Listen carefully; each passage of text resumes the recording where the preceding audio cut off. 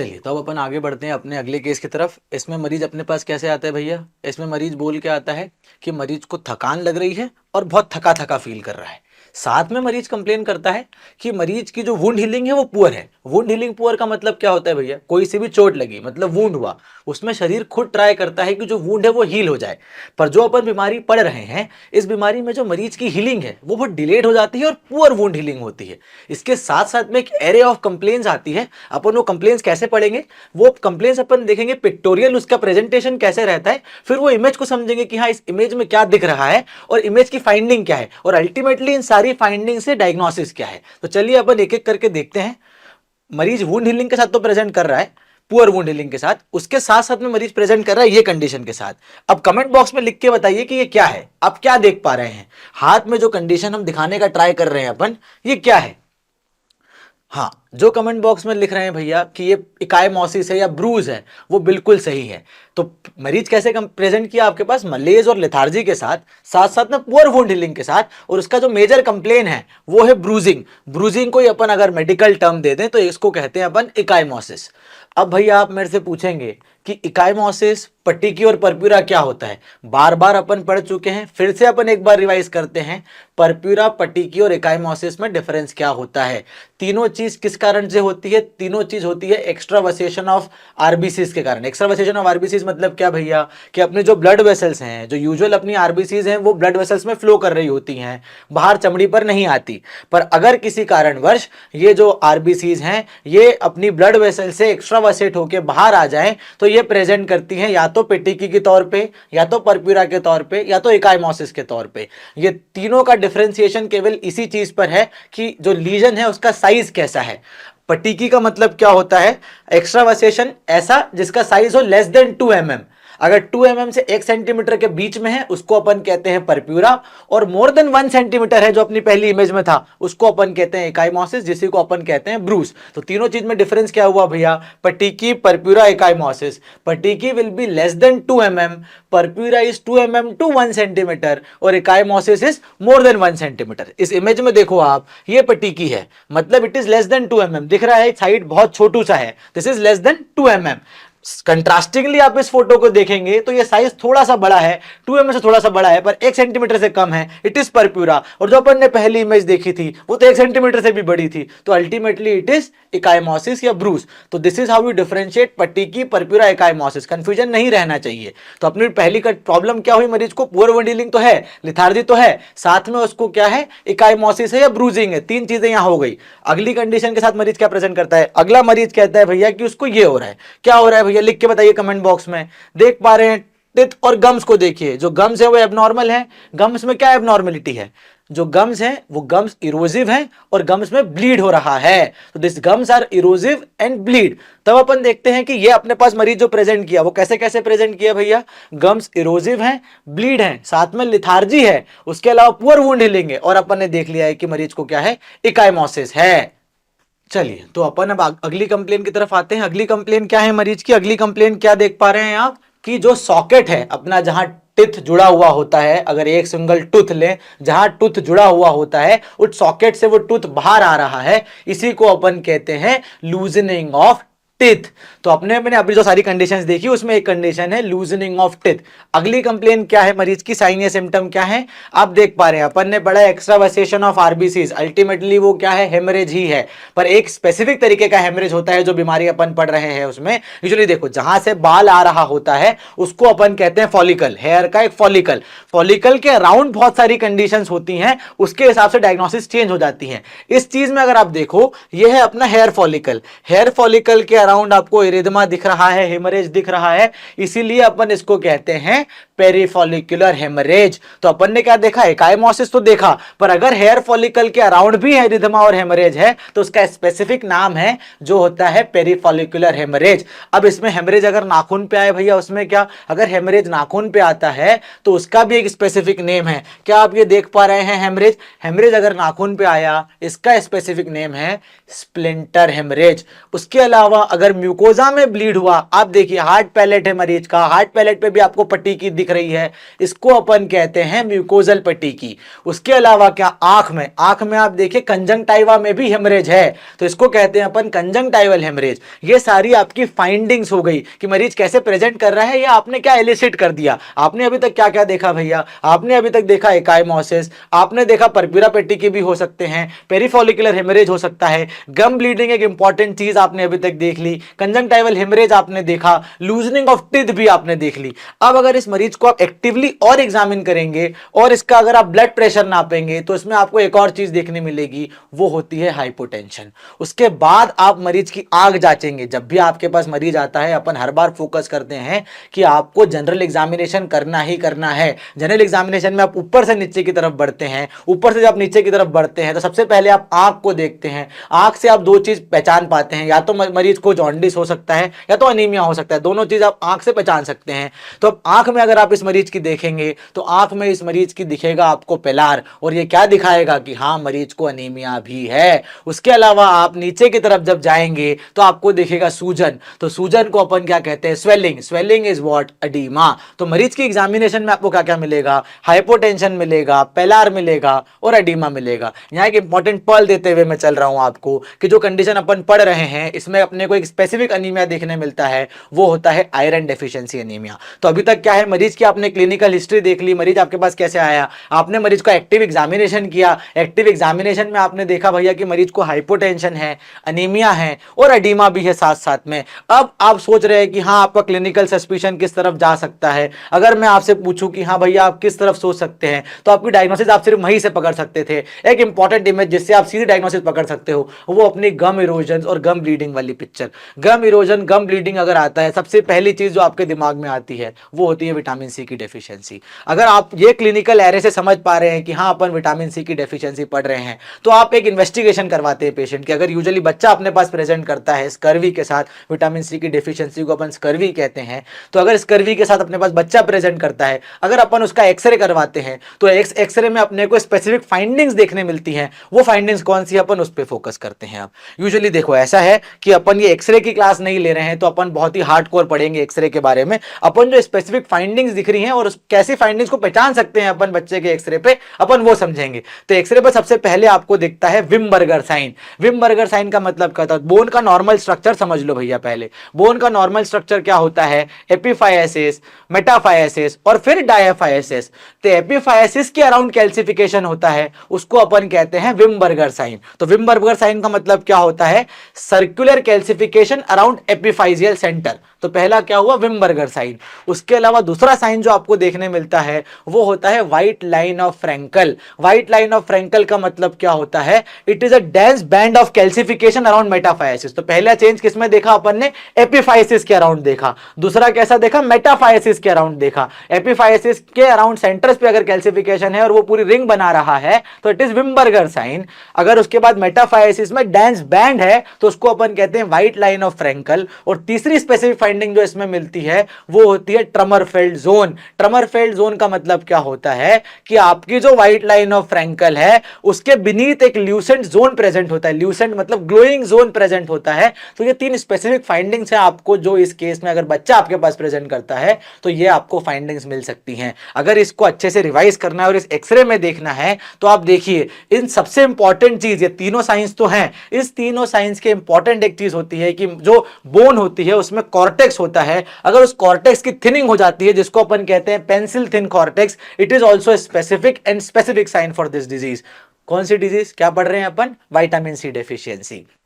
तो अगर तीन स्पेसिफिक साइंस जो अपने को देखना थे तो अपन सबसे पहले देखो भैया ये अपना एपिफाइसिस है। एपिफाइसिस में अगर वो रिंग के अराउंड कैल्सिफिकेशन हो रहा है एपिफाइजियल सेंटर्स के, उसको अपन क्या कहते हैं, विमबर्गर रिंग साइन। उसके अलावा देखो आप ये मेटाफाइसिस है, उसमें आपको एक बैंड ऑफ कैल्सिफिकेशन दिख रहा है, उस बैंड ऑफ कैल्सिफिकेशन को कहते हैं अपन व्हाइट लाइन ऑफ फ्रैंकल। और just beneath that white line of Frankel देखो आप एक ग्लोइंग ट्रांसलूसेंट जोन दिख रहा है, उसी को अपन कहते हैं ट्रमर क्लियरफेल्ड zone of rarefaction.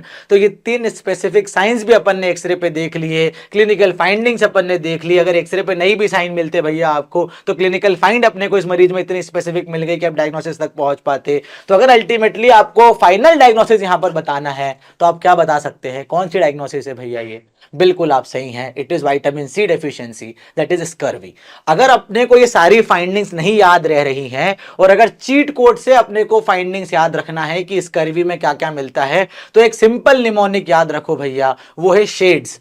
Scurvy is starting from S, उसका निमोनिक याद रखना है अपने को शेड्स। शेड्स अगर अपने को पता है तो अपने को समझ में आ जाएगा कि हाँ अपन स्कर्वी की बात कर रहे हैं। शेड्स का मतलब क्या होता है, एक लाइन को अपन तोड़ते हैं, SHADES। शेड्स में S सबसे पहले है, स्किन डिस्कलरेशन या ब्रूजिंग। ब्रूजिंग मतलब क्या भैया, सबसे पहली फाइंडिंग जो अपने को मिली थी, मतलब इकाइमोसिस वाली, मतलब एक्स्ट्रावसेशन ऑफ आरबीसी। कितने सेंटीमीटर से ज्यादा? 1 सेंटीमीटर से ज्यादा। अगर कम होता तो पर्टिक्यूलर परप्यूरा होता। S से हुआ स्किन डिस्कलरेशन या ब्रूजिंग। H से हुआ हेमरेज। हेमरेज कोई सा भी होता है, पेरीफॉलिकुलर हेमरेज हो सकता है, स्प्लिंटर हेमरेज हो सकता है अगर नाखून में हो तो। उसके अलावा ए से कौन सा होता है? अनीमिया। कौन सा अनीमिया देखने मिलता है भैया अपने को इस कंडीशन में? Iron deficiency anaemia. डी से क्या? Dental issue. डेंटल इशू मतलब क्या? गम में प्रॉब्लम हो, गम में जो है वो ब्लीडिंग हो या इरोजन हो। और एक और चीज क्या, जो आपका टीथ है वो लूजन हो, तो loosening of teeth also associated with dental issue. उसके बाद एक और चीज, ई से मतलब क्या? ई से मतलब होता है एग्जॉशन या फटीग। एग्जॉशन फटीग मतलब क्या? मरीज को थका थका सा लग रहा है। अपने पास भी जो मरीज प्रेजेंट किया था वो कैसा प्रेजेंट किया था? थका थका के साथ प्रेजेंट किया था। और अल्टीमेटली क्या होता है, एस आखिरी में जो आता है, शेड्स का आखिरी एस, वो है swelling of joints, that is oedema. तो अगर आपको स्कर्वी याद रखना है तो शेड्स याद रखो भैया। शेड्स मतलब क्या? एस मतलब क्या? Skin discoloration. एच मतलब हेमरेज। ए मतलब अनीमिया। डी मतलब डेंटल इशू। और उसके बाद ई मतलब एग्जॉशन। और एस मतलब स्वेलिंग ऑफ जॉइंट्स। तो अगर आपको शेड्स पता है तो मतलब आपको स्कर्वी पता है। अगर शेड्स भी नहीं पता है तो सिर्फ इतना पता रखो भैया, हेमरेज होगा या ब्रूजिंग होगी, उसके अलावा गम में ब्लीडिंग होगी, इरोजन होगा, अनीमिया होगा, एडिमा होगा। कुछ नहीं पता है, केवल गम ब्लीडिंग याद रखो। गम ब्लीडिंग सबको पता है, बचपन से अपन यही पढ़ते आ रहे हैं, गम ब्लीडिंग इज स्कर्वी। अब मैं आपको यहाँ पे एक पर्ल देते चल रहा हूं। अपना यूजुअली फोकस होता है कि अपन कैसे एक टॉपिक पढ़ रहे हैं और उस टॉपिक से कुछ कुछ इंपॉर्टेंट चीजें और कहीं अलग से पढ़ के वो वापस वो टॉपिक पर अपन आ जाए। तो अगर आपको पर्ल देते चले अपन कि अपन ने जो मैनिफेस्टेशंस पढ़ी भैया, ये विटामिन सी की डेफिशिएंसी से क्यों होती है, क्यों होंगी? क्योंकि विटामिन सी जो होता है वो कोलेजन बनाने के काम में आता है। साथ साथ में क्या होता है, जो कैपिलरीज होती हैं, जब विटामिन सी की डेफिशिएंसी होती है तो ये कैपिलरीज जो होती है वो वीक हो जाती हैं। तो व्हेनेवर कैपिलरीज आर वीक, तो ये क्या होता है, जो आरबीसीज हैं वो कैसे आ जाएंगी? बाहर आ जाएंगी। और जब आरबीसीज बाहर आ जाएंगी, चमड़ी पर आ जाएंगी, तो कैसे शो करेंगी? हेमरेज के रूप में शो करेंगी। तो this is the reason haemorrhage is the hallmark of vitamin C deficiency. ये तो चलिए आप सोचेंगे कि भाई बहुत थ्योरेटिकल हो गया। सबसे इंपॉर्टेंट प्रैक्टिकल एस्पेक्ट मैं आपको अब अगला देने जा रहा हूं, वो है भैया कि why there is iron deficiency, anaemia and vitamin C deficiency. Comment box में कोई लिख के बता पाएगा क्या कि विटामिन सी डेफिशिएंसी में आयरन डेफिशिएंसी, एनीमिया ही क्यों मिलता है भैया? अगर आपको आयरन के एब्जॉर्प्शन के बारे में थोड़ा सा भी नॉलेज है तो आप समझ पाएंगे कि why vitamin C deficiency leads to iron deficiency anaemia. बिल्कुल भैया, कमेंट बॉक्स में जो लिख रहे हैं कि विटामिन सी आयरन के एब्जॉर्प्शन में हेल्प करता है, तो विटामिन सी का यूजुअली काम होता है कि आयरन के एब्जॉर्प्शन को बढ़ाना। तो whenever there will be vitamin C deficiency, ultimately iron भी एब्जॉर्ब कम होगा और ब्लड में कैसे प्रेजेंट करेगा? आयरन डेफिशिएंसी एनीमिया के साथ प्रेजेंट करेगा। अब आयरन की अपन ने यहाँ बात कर ही ली है, तो साथ में एक पर्ल देते चलते हैं अपन यहाँ पे। जब भी आप आयरन की बात करते हैं, अगर मरीज को आप आयरन फॉलिक एसिड सप्लीमेंट दे रहे हैं या आयरन सप्लीमेंट दे रहे हैं, किसी भी चीज के लिए अपन सिर्फ पर्ल पढ़ रहे हैं यहाँ पे। अपने इंडियन सिनेरियो में यूजुअली क्या होता है, अपन जब भी इंडियन सिनेरियो में लोगों को चाय पीने की बहुत आदत होती है और चाय में क्या होता है, टैनिन होता है। तो यूजुअली अपने यहाँ जब भी गोली लेने का रिवाज होता है वो ऐसा होता है कि या तो सुबह ले लो या रात में ले लो, और अपने यहाँ मरीजों को आदत है कि सुबह सुबह चाय पीना है। तो अगर मरीज सुबह ही आयरन की गोली ले रहा है, उसके अराउंड में चाय पी रहा है, तो टैनिन जो है वो टैनिन जो है वो आयरन के एब्जॉर्प्शन को कम करते हैं। तो जब आयरन सप्लीमेंट ले रहे हैं वो टैनिन उसको अब्जॉर्ब भी नहीं होने देगा और आपकी आयरन डेफिशिएंसी जिसके लिए आप सप्लीमेंट दे रहे हैं वो किसी काम की नहीं रहेगी। इसलिए अगली बार जब भी आयरन अपने पर्चे पे लिख रहे हो भैया, हमेशा याद रखो, मरीज को बोलो कि जिस भी समय आयरन सप्लीमेंट ले रहे हो भैया, 1 घंटा पीछे 1 घंटा बाद में कम से कम चाय ना पिए, तो चाय के जो टैनिन्स हैं वो आयरन को एब्जॉर्ब ना होने दे और सप्लीमेंट देने का कुछ तो मतलब रहे। चलिए अपन अपने वापस फोकस पे आते हैं। विटामिन सी डेफिशिएंसी से क्या क्या हो सकता है अपन ने ये देख लिया, एक्सरे में अगर बच्चा प्रेजेंट करता है क्या क्या हो सकता है ये देख लिया। अब आप एक चीज देखें कि विटामिन सी डेफिशिएंसी जिसको अपन केवल गम ब्लीडिंग से समझ रहे हैं, इसके रिस्क फैक्टर्स भी हो सकते हैं कि अल्टीमेटली अगर आपने इसको समय पे नहीं पहचाना तो क्या क्या फाइंडिंग्स और आपको एज अ रिस्क मिल सकती है। तो अगर आपने समय पे डायग्नोज नहीं किया इस कंडीशन को तो रिस्क फैक्टर क्या हो सकता है,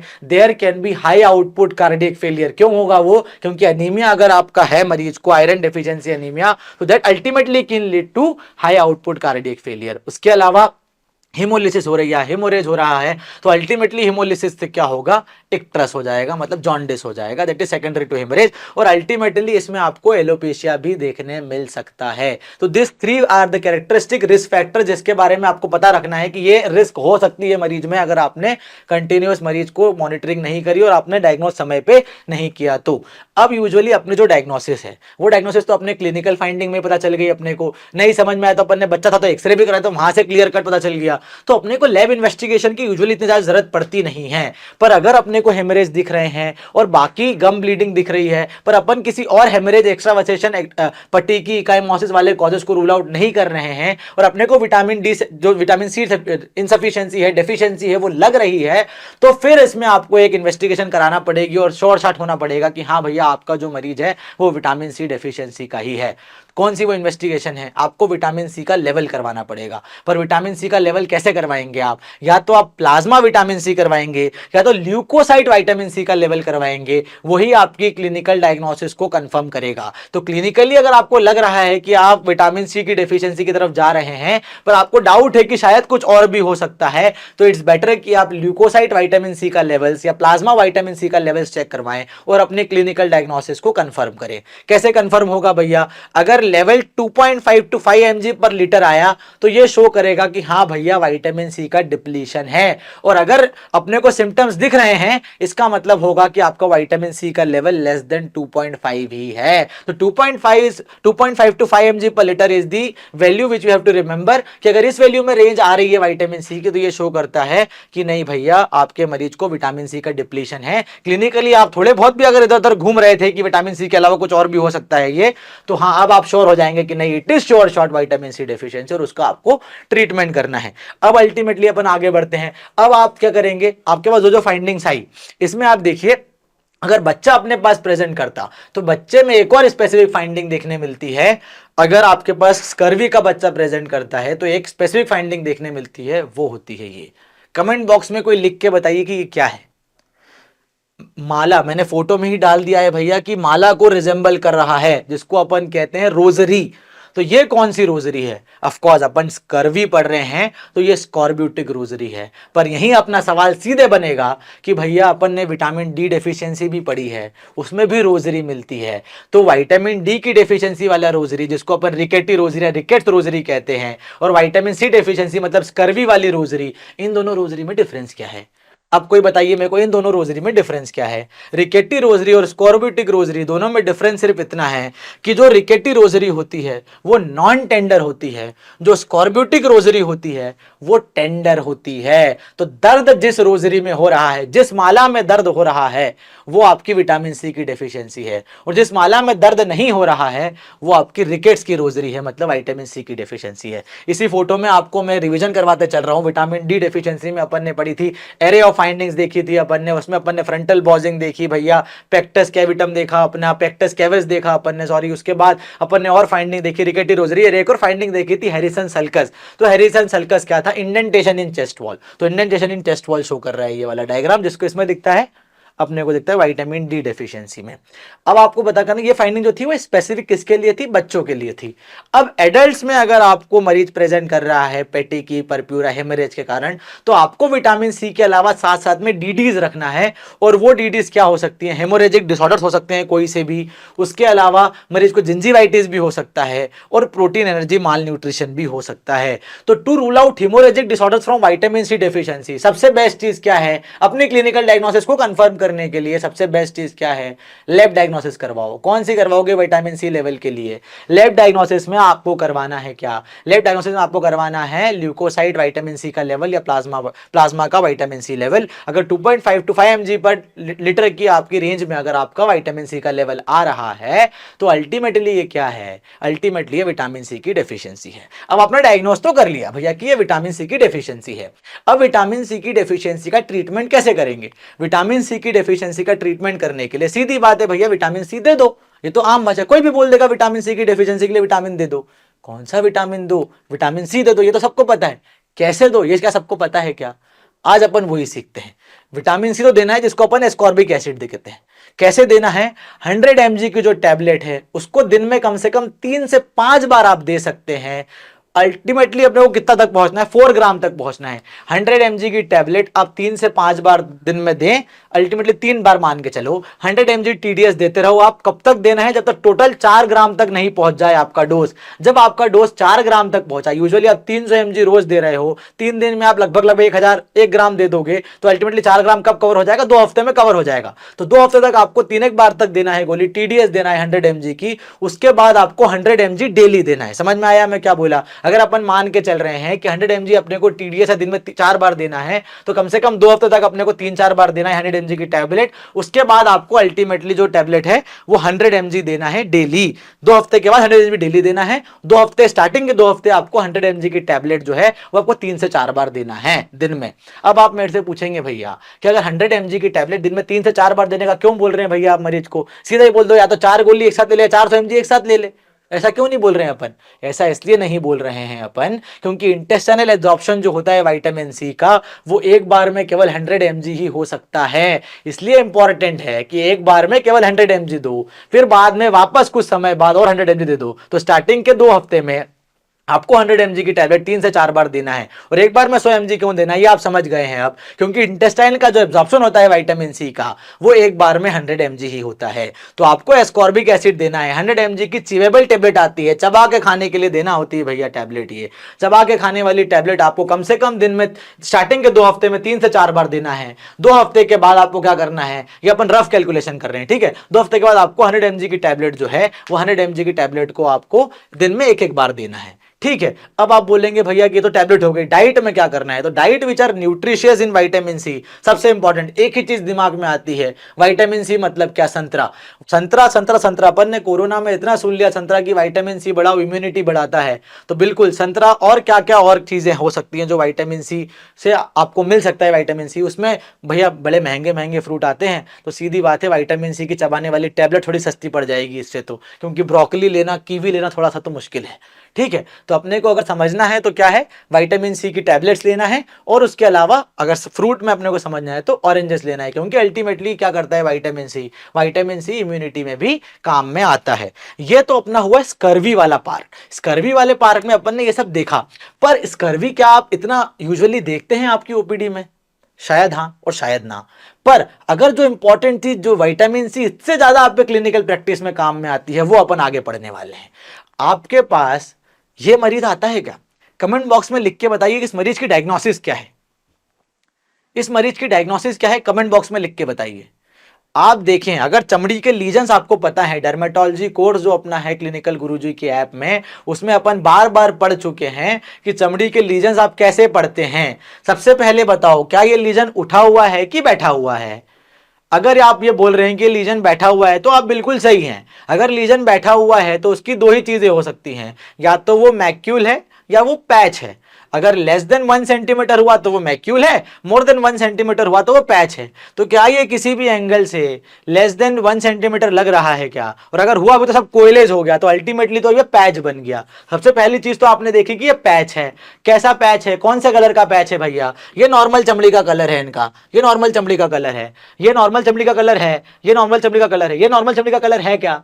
नहीं है, तो ये कौन सा कलर, थोड़ा सा काला कलर है, तो हाइपर पिगमेंटेड पैच है, बाइलेटरल आ रहा है। यूजुअली कब ज्यादा आता है, या तो प्रेगनेंसी के बाद ज्यादा आता है, या मरीज फीमेल जो है वो ओसीपी ले रही होती तब ज्यादा आता है। इतनी हिंट्स मैंने दे दी है। अब कमेंट बॉक्स में लिख के बताइए आपकी ये डायग्नोसिस क्या है। बिल्कुल सही, ये डायग्नोसिस है मेलास्मा।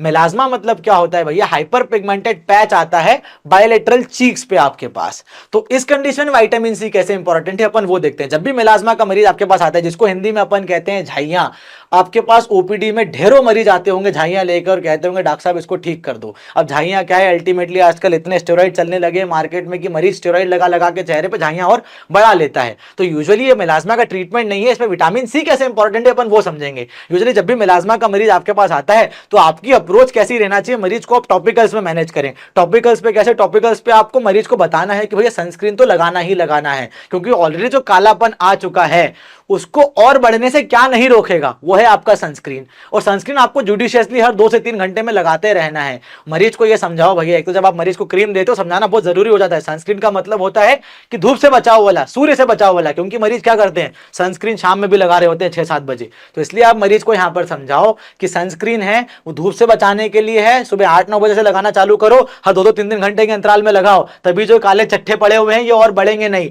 अब मरीज पूछेगा कि भैया बढ़ेंगे नहीं, वो तो ठीक है, जो अभी हो गया उसका तो इलाज बताओ। जो अभी हो गया है उसका इलाज क्या है, जो ऑलरेडी काले चट्टे पड़ चुके हैं उसको मिटाने के लिए आपको डीपिगमेंटिंग एजेंट देना होते हैं। कोई से भी डीपिगमेंटिंग एजेंट्स मार्केट में बहुत हैं, बस स्टेरॉइड आपको नहीं देना है। ये मेरी बस यहाँ पर अप्रोच है कि स्टेरॉइड आपको नहीं देना है। बेटनोवेट सी, बेटनोवेट एन झाइयों में काम नहीं करेगा, बढ़ा देगा। तो यूजुअली कौन से डीपिगमेंटिंग एजेंट देना हो, जिसमें हाइड्रोक्विनोन हो, कोजिक एसिड हो, ऐसे आपको डीपिगमेंटिंग एजेंट देना है। ये तो नॉर्मल अप्रोच हुई। अब इसमें भैया विटामिन सी कैसे काम में आया।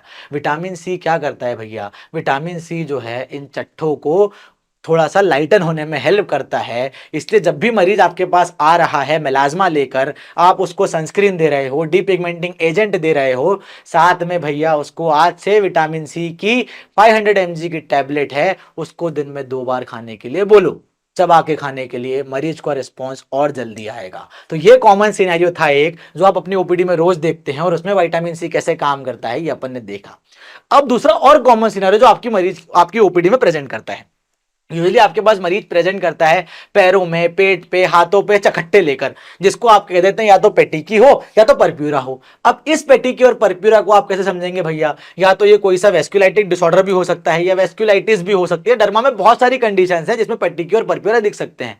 तो अगर आपके पास मरीज पेटिकी और परप्यूरा के साथ आ रहा है, तो अगर आपको सिम्टोमेटिक ट्रीटमेंट देना है तो आप कोई सा मॉइस्चराइजर भले लगाने के लिए दे रहे हो हाथ पैर पे, अपने पर्चे पर आज से अगर कोई भी वेस्कुलाइटिस, पेटिकी, परप्यूरा, कोई सी भी चीज का मरीज आ रहा है तो अपने पर्चे पे भैया विटामिन सी की टैबलेट फिर से लिख दो। क्योंकि अल्टीमेटली क्या है, अपन ने देखा विटामिन सी की डेफिशिएंसी होती तभी पेटिकी परप्यूरा होता है। तो to strengthen the capillary again give vitamin C. तो क्या करेगा, कैपिलरीज को स्ट्रेंथन करेगा, और जो हिमरेज हो रहा है, जो एक्सट्रावेसेशन हो रहा है, ये नहीं होगा। अब तीसरी और एक और इंपॉर्टेंट चीज, आपके पास 60, 65, 50 साल के एजेड मेल फीमेल कुछ भी आते होंगे और वो कहते हैं भैया कि हमको हाथों में अपने आप पे चकट्टे हो रहे हैं। अगर मैं आपको बोलता कि यहां पर इसको सुई लगाई होती और सुई लगाने का जैसा चकट्टा पड़े तो आप कह देते हाँ भैया थ्रोम्बोफ्लेबाइटिस जैसा कुछ हो। पर अभी मैं कह रहा हूं कि ये आपके पास 60 साल का एजेड मेल है, वो आपको कह रहा है कि ये चकट्टे उसको अपने आप पड़ गए हैं। तो आप अपनी डायग्नोसिस पे क्या लिखेंगे। यूजुअली क्या होता है, जैसे ही अपनी एज आगे बढ़ते जाती है, अपने चमड़ी की सूर्य से लड़ने की जो क्षमता है वो कम हो जाती है। तो चमड़ी की सूर्य से लड़ने की क्षमता अगर कम हो गई तो उसमें क्या होता है, परप्यूरा होने के चांसेस ज्यादा हो जाते हैं। इसलिए इस परप्यूरा को अपन कहते हैं सेनाइल परप्यूरा। तो अगली बार से आपके पास एजेड मेल या फीमेल प्रेजेंट करे, उसको शरीर में ऐसे चकट्टे पड़ रहे हो कहीं कहीं, तो और वो आपके साथ आएगा साहब बहुत दिक्कत हो रही है, मैं क्या करूं। सबसे पहले उसको बिठाओ और समझाओ कि जैसे बुढ़ापे में बाल सफेद होना नॉर्मल बात है, वैसे ही बुढ़ापे में ऐसे चकट्टे होना नॉर्मल बात है। मरीज के लिए समझना मुश्किल होगा, पर ये आपका टैलेंट है कि आप उसको कैसे रीअश्योर कर रहे हैं। साथ में अगर आपको आपके पर्चे पर अगर कोई सी गोली लिखना है तो आप बेझिझक परप्यूरा जहां भी आया, क्या देना है भैया, परप्यूरा जहां भी आया सबसे सीधा अपना पेन उठाओ और उस पर लिख दो विटामिन सी का टैबलेट 500 mg दिन में 2 बार।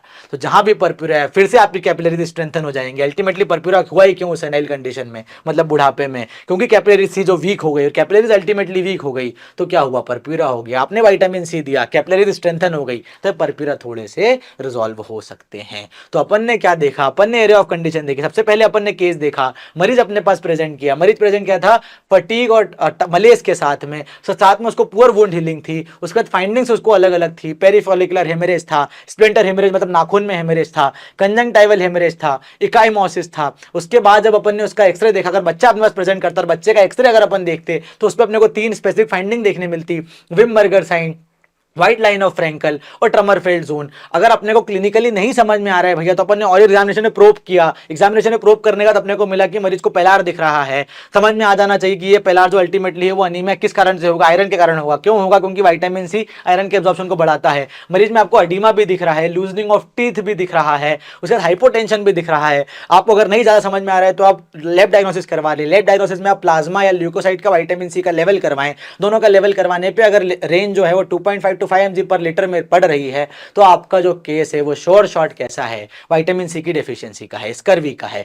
अब आपको ट्रीटमेंट कैसे करना है इसको, स्टार्टिंग रफ कैलकुलेशन के हिसाब से स्टार्टिंग के 2 हफ्ते आपको 100 mg की जो टैबलेट है वो कम से कम आपको दिन में 3 से 4 बार देना है 2 हफ्ते तक। उसके बाद आपको देना है 100 mg डेली, जब तक सिम्टम्स रिजॉल्व ना हो। ये तो अपना स्कर्वी का ट्रीटमेंट हुआ। उसके अलावा क्या है, स्कर्वी के अलावा विटामिन सी और किसमें किसमें यूजफुल है, तो अगली बार से याद रखना है 3 ऐसी कंडीशन जिसमें विटामिन सी आपके पर्चे पे आप बेझिझक लिख सकते हो। टैबलेट 500 mg बीडी की, वो है मिलाज्मा, काले चकट्टे पड़ना। दूसरा, कोई सा भी वेस्कुलाइटिस का मरीज आए, कोई सा भी आपको परप्यूरा पेटिकी का मरीज आए, विटामिन सी तो लिख दो साथ में। और तीसरा, अगर सिनाइल परप्यूरा का मरीज आया तो कमेंट बॉक्स में लिख के बताइए कि आप 1% इंप्रूव हुए या नहीं हुए। कमेंट बॉक्स में ये भी लिख के बताइए कि आपको ये लेक्चर कैसा लगा और ऐसी कौन से और अच्छे टॉपिक्स हैं जो आप पढ़ना चाहेंगे। Thank you very much.